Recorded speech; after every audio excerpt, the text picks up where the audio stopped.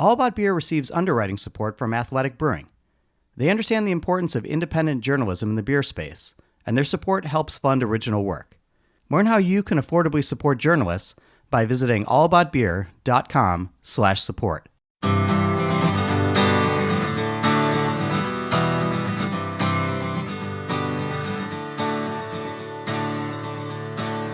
Welcome to Drink Beer, Think Beer, the podcast that gets to the bottom of every pint. I'm John Holl.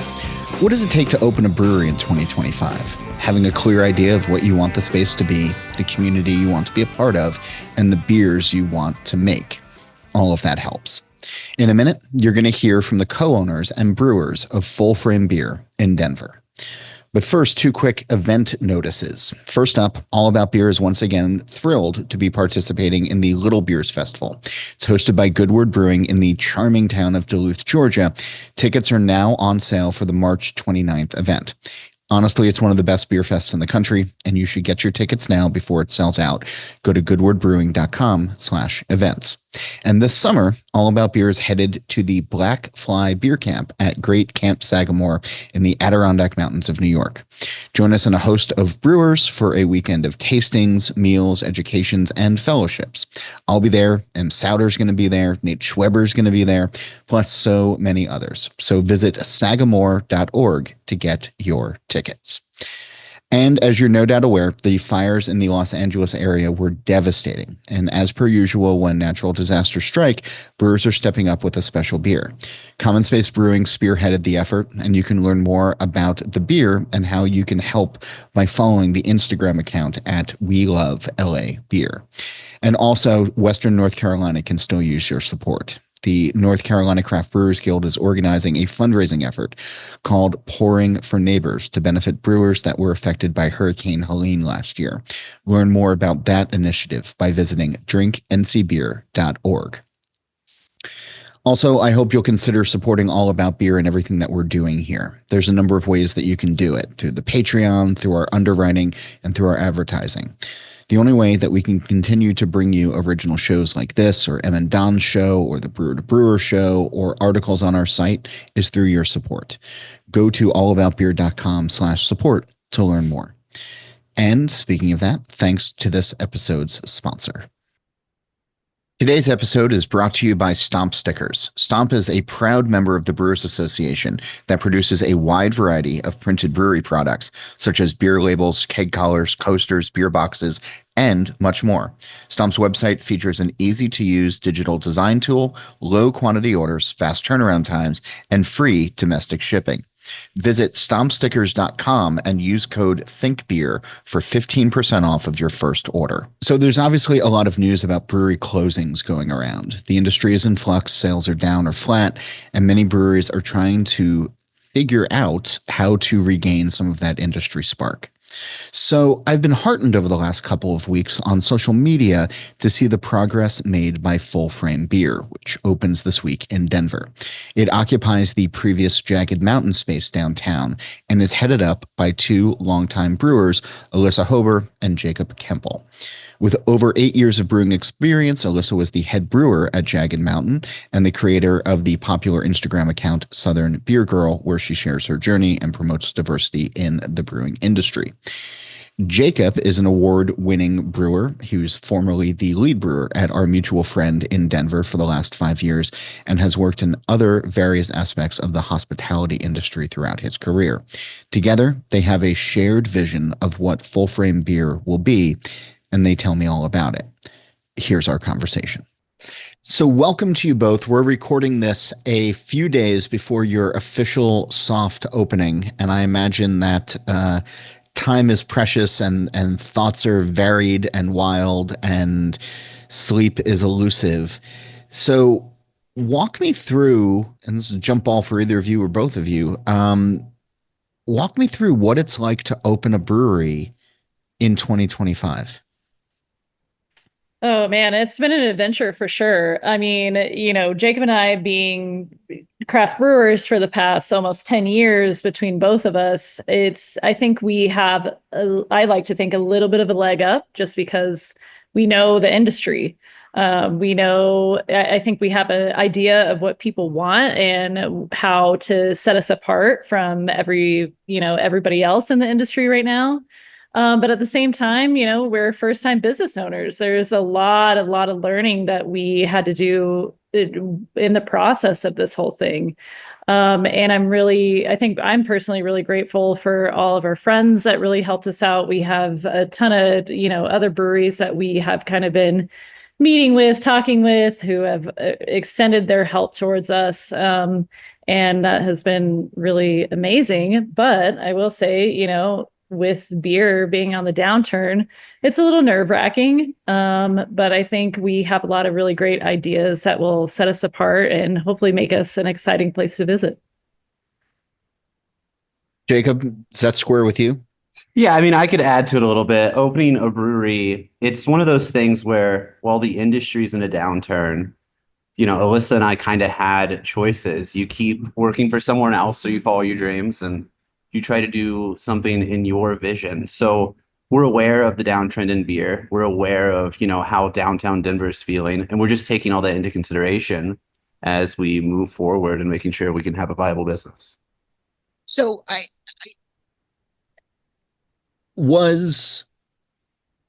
there's some folks who get into brewing who, even before they get into their first job, know that they want to hang their own shingle, that they want their own place. Was that always the case for the two of you? Is this something that you came to slowly? Because I get it, right? At some point, you can either work for yourself or work for somebody else, and there's risks and rewards on both ends. But what was the path like for you to get here? Is this the culmination of a long-term goal or not? Yeah, I think, I'm sure we both have different kind of trajectories on this. I think for me personally, when I first started home brewing and getting it and trying to get into the professional beer world, I definitely had dreams about opening my own brewery. I feel like once I started actually professionally brewing, that desire kind of went by the wayside for a really long time. Just because I saw, how hard it was, how many breweries were opening at the time. And honestly, for many years, did not have any desire whatsoever to do that. It was really the only time I ever thought about it was really when Jacob approached me. And, we had been friends for a little bit at that time and asked if I wanted to do something with him. And at the time I was like, I don't know. I don't know if I want to do that now. And then, fast forward another 2 years, then we started actually putting a business plan together and making it happen. So it's kind of been all over the map for me personally, but. Yeah, I would say for me, there was no dream of this whatsoever. I think every job I got in the beer industry, I was pretty stoked and I was fine that was it. My first job was bussing tables at a beer bar. And then, serving beer at a beer bar, then managing a beer bar, then managing a brewery, then getting to the back of house. But every time I was like, oh, this is great. And then eventually just got to that step where I also think you realize as you grow into it, like it seems like the hardest thing in the world to do. But because beer is so close and tight knit, I'm able to meet other people that open breweries. And it's not something that's impossible. So it was just kind of the next step upward for me. I like that. So as you started putting the business plan together, as you two started talking about this and getting it closer, where you are now, Alyssa, is not an unfamiliar space to you. Was that part of the plan, or is this kind of serendipitous? I mean, it definitely is serendipitous. When we actually put our business plan together and first started looking around, we were actually looking at a different brewery that was up for sale in the Denver area that ended up falling through. And coincidentally, the moment, basically the same week that it fell through, the owners of Jagged Mountain told me that they were looking to sell as well. So right after that fell through, we were feeling really down, like, hey, I don't know if this is going to work. And then, Jagged went up for sale and we decided to pursue that. Yeah, sorry, go ahead, Jacob. No, I was going to say it's a little bit opposite of the original plan.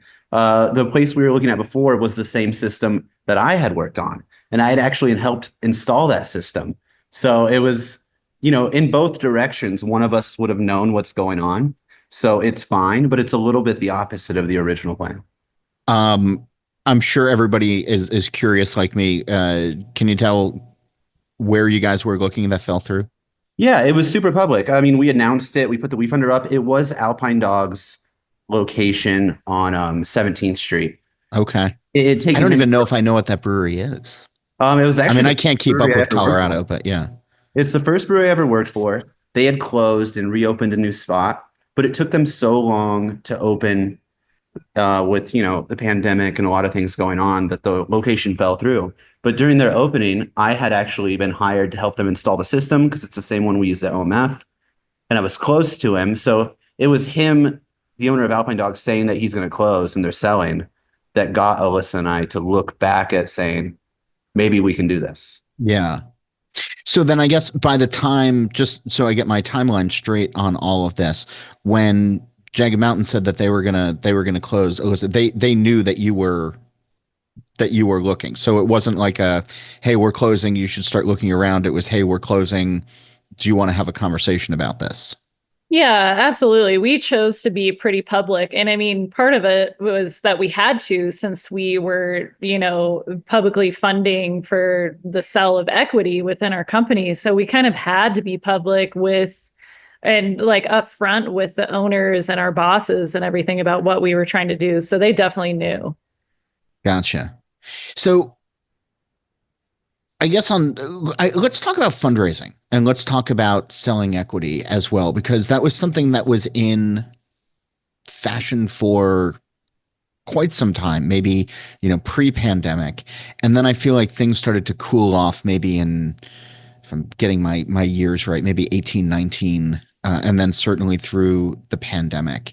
So, and maybe I'm totally off base on this, but I remember getting press releases all the time and getting calls from folks saying like, hey, invest in our brewery because, craft beer was on the upswing, and then the pandemic obviously messed things up. And as we first started saying at the beginning of this conversation, we're in a bit of a downturn.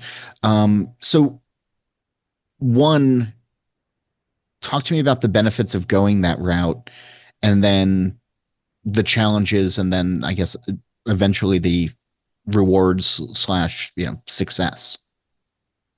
So I would say, if we would have done this in 2016, it would have been a lot easier. And I think some people were afraid. But today it's easier to, show what that is. We used a service called WeFunder, where we put our business plan just directly out there. Hey, here's what we want to do, and here's why we think we're different. Here's why we think we can succeed now. And we were able to spread that, using even social media, which Alyssa, has a large following on. And we felt now was just the right time for us. We had both had successes in different way with beer. But yeah, I think it was a little more difficult. A lot of people that maybe would have done more in the past might have been a little more conservative. But I still think there's a place for beer. And if you look at our business plan, the biggest thing is we wanted to be a brew pub. We want to be able to sell liquor and have kind of a different option. I also see, the brewery as a neighborhood piece, while so many people wanted to make some large, giant thing. And I still think there's room for that here in Denver, especially with the closings. And, we're kind of the only there's only a tiny amount of downtown breweries, and there's huge beer tourism here. Yeah. So there's money to be made. Yeah. And I think to add to that, with the downturn in beer, there are some positive things for us as new business. Is one, equipment is a lot cheaper than it was 5 years ago. Yeah. Yes. Yeah. It's definitely a buyer's market. Yeah. Right. So, we're not trying to, we're trying to raise enough money so we can function as a business and want people to be a part of it, but we don't have to raise millions of dollars just to open our doors kind of thing. And also, I think a huge thing for me, which is why I thought the WeFunder could be successful, is because we're just well known in the industry. We're not just some, and no offense to anybody, we're not home brewers that are trying to open a brewery for the first time. We have both had incredible experience making beer and working in the beer industry, and we're pretty well known. So I just really thought that people would be attracted to that and knew that had confidence that we would be successful. And it obviously worked. Yeah, for sure. I'm wondering about, it's going to sound like I'm challenging you, but I'm not, because I'm more curious than anything else. But being known in and around the industry, being known in Denver, having a clear vision, not just, having, two Mr. Beer brews under your belt, and getting ready to open. The beer side and reputation side is dialed in. Owning a small business is so much different. Where have you two been putting your individual efforts to make sure that this is, as best you can, is going to be successful outside of the beer tasting really good and the service being on point? Like, what are the gaps in your resumes that you've been filling in and working towards, to get the more full picture? I think there's a lot here for both of us. For myself, being a brewer, you want to talk about money, and I'm a computer nerd. I was good at that. I was good at putting a plan together. I'm good at math, doing everything that we needed. I also used to be a designer. So when it comes to us putting things out, having things that look good, that was easy for us. When it came to advertising, social media with Alyssa, and I've also managed restaurants personally. So there was a lot that came together here that made sense. And it was stuff that we could all do ourselves. Well, starting a business, though, I will say, it was daunting. We had a lot to learn. So one of the biggest benefits is just like how so many breweries collaborate. I was able to go, to the owners of our mutual friend, to the owners of so many breweries, and sit down and have conversations and, get advice about the mistakes that they made and learn where to not make mistakes. And I think it's also, we are aware of the things, of the knowledge that we lack. And I think Jacob and I are both kinds of people that always want to learn and willing to admit when we don't know something, and very willing to reach out to somebody who can educate us on whatever subject or whatever part of running a brewery. So I think that's an important quality to have when you're starting a business. Is there an instance that either of you can think of in that vein where you've had to make that call in the last couple of weeks? Oh, it's just being behind on everything. I think as we get closer, so let's talk about, I don't know a lot about payroll, and we're trying to put that together. Right? Yeah. So, and we thought, oh, this would be easy. And you start doing it the last second. It's going to there's an app, right? Yeah. Just plug and play. Yeah.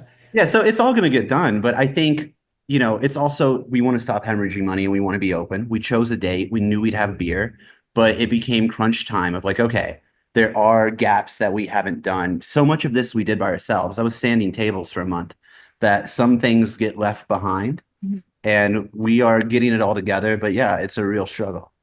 And I think in the beginning, we just had a lot of questions on licensing, a lot of the government stuff that you had to do. We just had absolutely no idea.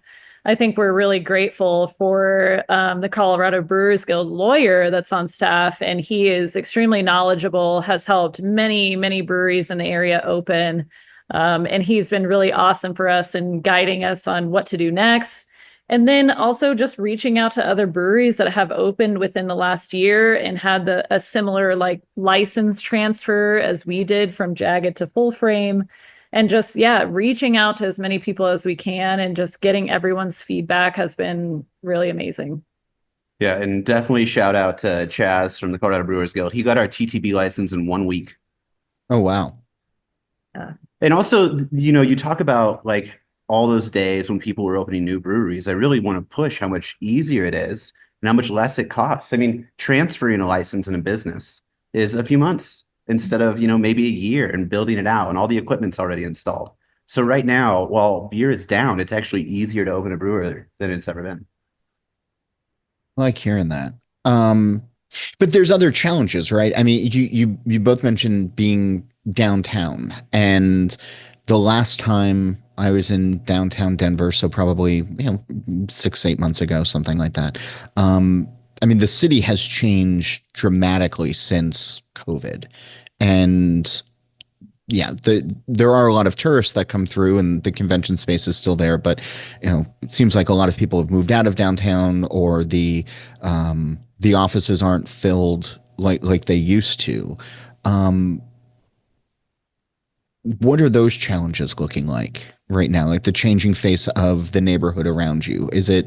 I know you mentioned wanting to be a local spot for the people who are still there, and then for the people who are coming in, but it is so much different than those heydays of 2018 when you could have gotten funded, in half a day. Yeah, so I think both of us are under the impression that downtown is looking to improve within the next couple of years. One, because the local government has dumped a ton of money into downtown Denver and the businesses that are still operating here. 16th Street, which is a huge, tourist area, is getting revitalized. They're building like an underground light rail there right now. And then just in general, like I think, the neighborhood support has been really important. There's a new organization in the ballpark area that just got funded probably a year ago that they are really working on trying to support, businesses in this very specific area and trying to make everyone successful. So I think I can see the slow upwards like mobility that downtown is having right now. And we're, really relying on that, but also at the same time realizing where we are at right now. With the baseball stadium being 3 blocks away, I think really feeding into that crowd and tourism. We're very close to Union Station, trying to pull people in through there while also still supporting our local community. I mean, there's still a lot of apartments that, are continuing to be built around town in this area that's very walkable. So just being aware of all those things and hoping that downtown will continue to improve within the next 2 years. Yeah, and to add to that, Yeah. I've in the downtown area for 15 years, 10 years on the mall, in all the different neighborhoods, and I've always been here. And as you see it's slumped down. I do see the potential now with a lot of cash coming in with all these things. I kind of want to be a part of it. If you want people to come back downtown, there has to be a reason. So people opening business and people trying to revitalize after, the big crash, I think is important. I like that. And one of the things that you guys said early on in this conversation was that you wanted to, you had ideas that you were going to set you apart. Can you go into that a little bit as to, I mean, there's so many different ways that you can be a brewery these days, that you can be a tap room, that you can be a bar. And I think the smart ones are not doing the one size fits all for everybody that maybe we had back in those 2018 days, those pre-pandemic days. So what's on your mind right now for how you're going to be separated from everybody else, or walking your own path? I think there's a lot of ways to do that. So starting at step one, we saw that breweries weren't doing well. But when we went into Jagged Mountain or, other breweries in here that have this like wooden mountain theme, there was nothing like youthful about it that is bringing in young people. And, sometimes I look at a brewery and everyone goes, every brewery does that. And I go, we should not do that because that doesn't seem to be working. Let's do the opposite of that and see how it goes. One of the first things we also wanted to do was be a brew pub. So that license is going to take us a while. We wanted to have liquor options in here downtown because I think not really hurts you. So right now I am holding a glass with a straw full of ice where we use a little bit of 10% seltzer. Then it's full of margarita mix and jalapenos, and it's delicious. So even before we get that brew pub license, having an image of there's more here than just a normal brewery, trying to be elevated. We have a coffee shop in here that we're going to open, and we want that to be also a fun brunch spot. We're working with the Mexican restaurant next door to get their food in here in the mornings. We're going to have alcoholic drink options in the mornings. I think kind of anything we can do to make ourselves not what everyone else is doing, look at every option with the licenses that we have available, and be willing to try things. I met brewers 4 years ago that said, I'll never make a hazy IPA. All those breweries closed. Yeah. Look at what's going on. And while holding on to the things that you believe as somebody that makes a craft product, always be willing to try and make sure that you're making money as well. Yeah, and to add to that, I think, as we've been doing interviews for bartenders all day, an extremely important thing to us is having incredible customer service. I mean, I can't count how many breweries I've gone into where I go to the bar and nobody is happy to work there or be there. And I think, through our hiring process, we're really, really paying attention to that. Like, who is excited about beer, who's excited to work here, and who's going to provide like the most excellent customer services possible. That's so key. It is. When I walk into breweries, I'm not often, saying like, oh, hey, I have a podcast, or things like that. I just sit down at the bar and just, engage folks if they want to engage in conversation, and you get a better feel for it. And yeah, there has been a noticeable, maybe not across the board, but it's been more noticeable of just people who are clearly not happy to be there, and it makes me leave a lot sooner as well. So kudos to you guys for thinking about that in advance. It's huge for us. I mean, one of the things I did yesterday is I took the water station and I put it behind the bar. It's not where I want someone's job to be harder, but I've been to too many breweries where you ask for a glass of water and they point somewhere. Like, why can't we just give basic service? Pouring beer is the easiest of all the service industry jobs. Like, anything we can do to try to elevate that, make it a little better. And who you bring on your team, who's going to work with us, is crazy important, because I think maybe with beer, a lot of people have just done it forever and they're burnt out. And it's also why we're looking at hiring, people that maybe never worked at a brewery, but they worked at bars, and just kind of diversify who we're hiring. Yeah. You mentioned the brewers that said they were never going to do hazy, and they're either out of business or struggling. But I don't know if you need to have hazies anymore these days. I think beer stout's proven, that you don't have to do it, or Hogshead and a few others along the way. Exactly, but I think again, more and more, there's smart breweries that are saying these are the beers that speak to us as brewers that we're excited for you to try. And if hazy is it, then that's awesome. But both of you being brewers, and Alyssa being wonderfully familiar with the system that you're working on now, what are you launching with beer wise, and how is it a representation of you as brewers and how you want Full Frame to be introduced? I think another big value that we have as Full Frame is collaboration. I think that we have seen like the amount of knowledge that we learn by just collaborating with other brewers, and two, just supporting the industry in general. So I think that was big for us when we first started opening, is like, hey, let's go out, do a bunch of collabs with all of our neighbors and put that on tap for day one. So we're, obviously going to have that. And that's a very wide range of beers. I think between Jacob and I, what we're brewing, obviously he comes from our mutual friend, which makes incredible IPAs among other styles. So I think IPA is definitely important to us. Hazy, not hazy, West Coast, different styles of IPA. And I personally enjoy brewing lager. I think it's, something that people are getting very attracted to nowadays, that light, easy, crushable kind of beer. So I think we're focusing on that, but we also have, 20 taps here, so we can kind of fill in the gaps wherever we need to. I don't think we're, not willing to brew anything, but I think we're going to lean into our strengths and, do what we know how to do very well. I like that. And then as things evolve, and as you get open and you go from there, are there longer term plans for the beer program? To be honest, when it comes to barrel aging, we're going to minimalize it.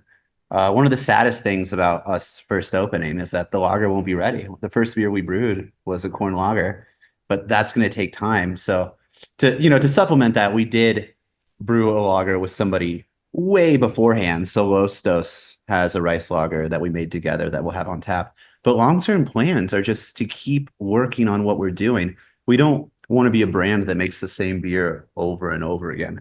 We want to experiment. We want to keep making cool things, and we want to keep collaborating with people as much as possible. And That's I came from yeah. OMAP. We'll definitely make some Brett beer. We'll put some stuff in barrels sometime.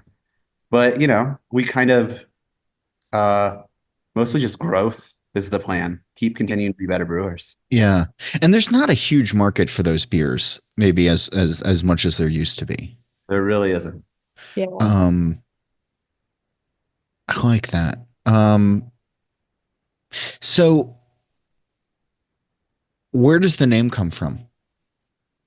So it's a complicated one. You're thinking about a name. We made a bunch of lists. I'm a little bit of a camera nerd.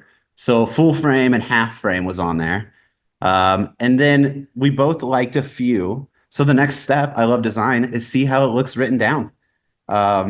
And we really liked this full frame idea because some people don't even know it's a camera term. Somebody thought it was architecture. And we also see it as full picture. We wanted to be a brew pub, like doing everything. So we liked the way it looked, we liked the way it sounded, and we thought it represented us in its own way. For people who had been in the Jagged Mountain space, who then haven't been in there in a while, and when they walk through your doors later on this week and then beyond, what's the first thing that they're going to notice that's changed? It looks very different. Everything, I guess, yeah. Tables, yeah, we took down the wall, we've tiled, we built a new wall, new menus. And while it has the same form, it looks completely different. I think people are going to be hopefully surprised in a good way. Yeah. And I mean, we've had a lot of, neighborhood people that were regulars at Jagged that have just been walking by. We just so happen to be in here. And every question I ask every time those people come in is like, does this look like Jagged Mountain? Does this look different? Because, we're working on it every single day. It's a slow kind of change process. So we are just constantly being like, okay, hopefully this looks better. Hopefully it looks different. And I think we've gotten some really great feedback, honest feedback from a lot of people. So I think it's completely different. The light in here is different. The theme is different. It's creative. I feel like we've done a lot of this literally with our own hands. So it's eclectic. It's interesting. It's definitely a lot different than Jagged. And I feel like that's important, right? Because there have been a lot of turnkey operations that have happened where people have just kind of, maybe they've added some plants or they've, changed something on the wall or something, but it still kind of feels like the old place. And that can be jarring, I think, for return regular customers. That was the number one thing for me. When you walk here, you don't see Jagged Mountain. Mm-hmm. And I think we've done a very good job at that. Literally everything we can change that isn't a brick wall has been changed. Mm-hmm. The bathrooms are completely different. Every table is brightened up. We took down all the decals, paintings. Mm-hmm. We made it brighter in here. And I think it has a great vibe now. And it was something that was missing beforehand. Yeah, I like that. It's just so critically important. We kind of touched on this a little bit earlier, but I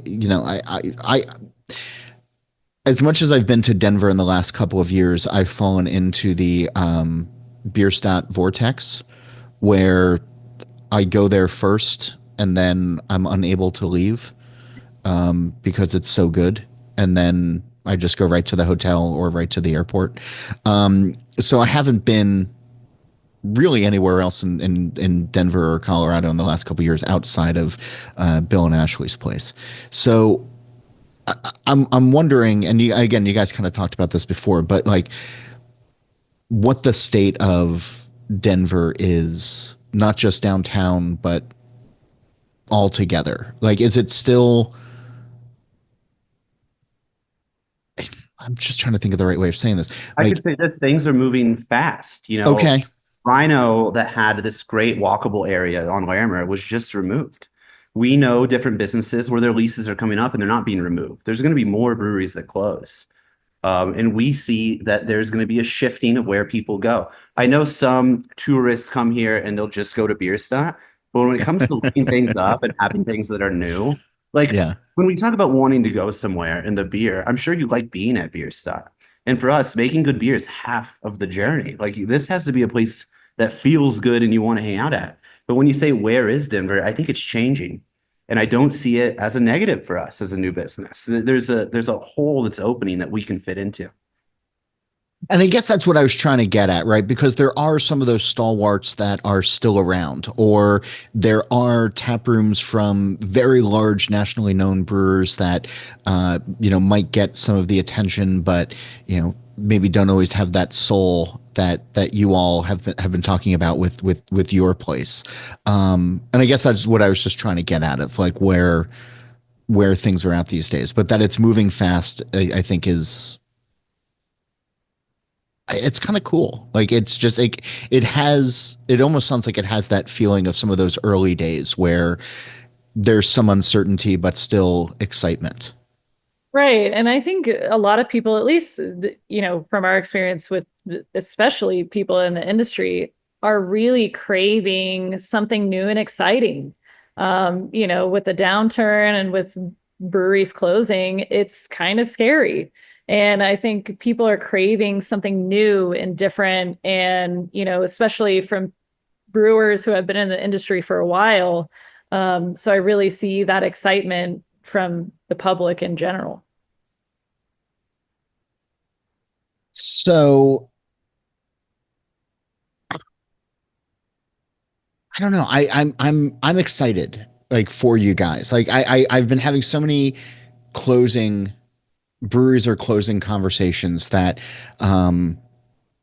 this has been fun to hear about the excitement of something opening. It's just because it's not happening as much as it was a couple of years ago, and so many of the negative conversations out there. This has sort of been a mind fuck in that way of just like why aren't we doom and gloom right now? It's like, oh right, because they're just getting started and there's nothing but promise and optimism ahead. And I feel like that's good for the industry right now and for folks to hear. What are you most looking forward to? Let's go a week from now, after the soft opening has happened. What are you most looking forward to business wise after the doors have opened and you've welcomed the first people in? So like a goal? Okay. We filled all the tanks and we're starting to move it out, but we don't even have time to keep brewing right now. It's just us. Hiring people. I'm looking forward to that. You talk about the downturn. I think so many people also, don't even really work at their brewery. Alyssa and I are going to bartend here for the foreseeable future. We're going to be 100% a part of it. But, getting some people hired, brewing some more beer. And we have so many things coming up in Denver, Collaboration Fest. While both of us have been to all these things and the Craft Brewers Conference and stuff, it'll be the first time we go as us for, what we're doing. So I'm looking forward to kind of re-seeing the beer industry from different eyes.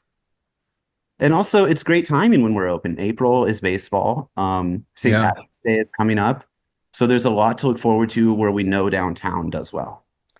Yeah, I think for me, it's, building out our team. I think we have the opportunity to create a really amazing team here and just providing community in this area. There's a lot of bars, 2 streets down from us, but there really are not a lot of like community spots like that third space that a lot of people talk about. And just being able to provide that, being a welcoming space that's very inclusive, I think is very exciting. And, for me, we're opening up right before International Women's Day. So being able to brew a beer on International Women's Day as a, female business owner, I think is really exciting too. I like it. So listen, you've been on the show before, and if I'm looking back correctly, it was 2022. So I was asking the green door question by that point. But Jacob, you haven't been on the show before. So I'm going to ask you both the question, but I'll start with you, Jacob, on this. The green door question. And the premise is on the final season of the TV show, The Good Place, they introduce a concept of the green door where the characters can walk through the green door and be anywhere they want, doing whatever they want to be doing. So if we had a green door on our plane of existence and this conversation ended and you could walk through it and be in any pub or any brewery anywhere in the world, where would you want to go? Who would you want to be with? And what would you like to be drinking? Okay. Well, I think mine would just be time travel to a year from now to see how it's going, taste the beer that we're making. And, the uncertainty is my fear, because I do want to say this place. This is what I live and breathe right now. And I'm not ready to escape it. It's all I care about. So we have to make it happen. If I could, I would just jump into the future and just see how it's going and look at, what we've done. Alyssa? Yeah, I was thinking of my answer while you were asking that, and very, very similar. I think just, being here. We've worked so hard to make this happen, and I honestly can't think of any other place that I'd rather be. I guess the people that I want to be around is just people who want to come and drink beer at our bar. And, it would be beneficial to go in the future, but I think I'm ready for us to get open and ready to start that journey.